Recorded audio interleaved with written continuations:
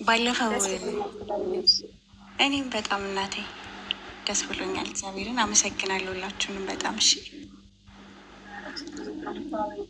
እኛንን ባይሆን ማመስገን ያለብን ለግድምሽ እንግዲህ ደግሞ በአካል ለመገናኘት ያብቃን የኔ ቆንጆ። እሺ እናቴ እንገናኛለን። ሌሎቻችሁ እንዴት ናችሁ? ጨረቃ ፋሚሊዎች ሰላም አላቻችሁ? አዳልኳቸው። አሁን ፍቅር ትችያለሽ እንትን ማለት ዘይድነች ማለት እሺ።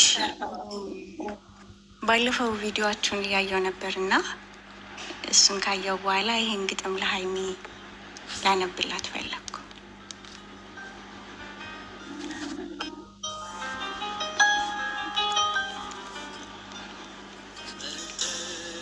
ከብረት ይበልጣል ፍቅርሽ፣ መኪና አልፈልግም ያልሽው በፈገግታ አስተዋይነትሽ ነው የልቤ እርጋታ። የዓለም ድምቀት ሁሉ በብረት አይለካም፣ ያንቺ ንጹህ ልብሽ በገንዘብ አይገዛም።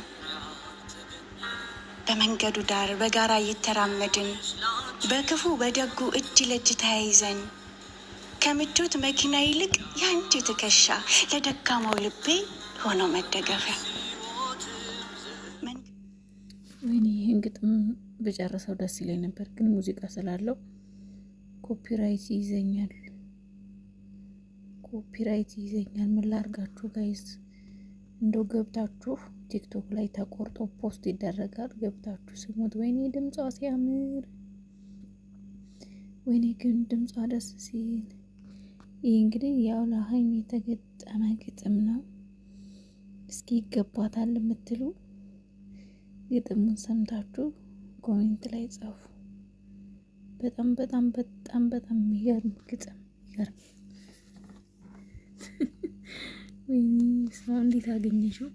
በጣም የምትለይ ልጅ ነሽ በእውነት ማለት ነው። እኔ ኮፒራይት ባይኖረው ግን ብጨርሰው ደስ ይለኝ ነበር። ለዓለም ጌጣጌጥ በትንሿ ጎጆ በፍቅር ለመቅለጥ ማንነቷ ረቂቅ ውበቷ የነፍስ ነው። ሀብቷን ብትፈልጉት እቅፍ ድግፍ ፍቅር ነው። በፈጣሪ የእውነት ይገባሻል፣ ያንስብሻል። የበቀደሙ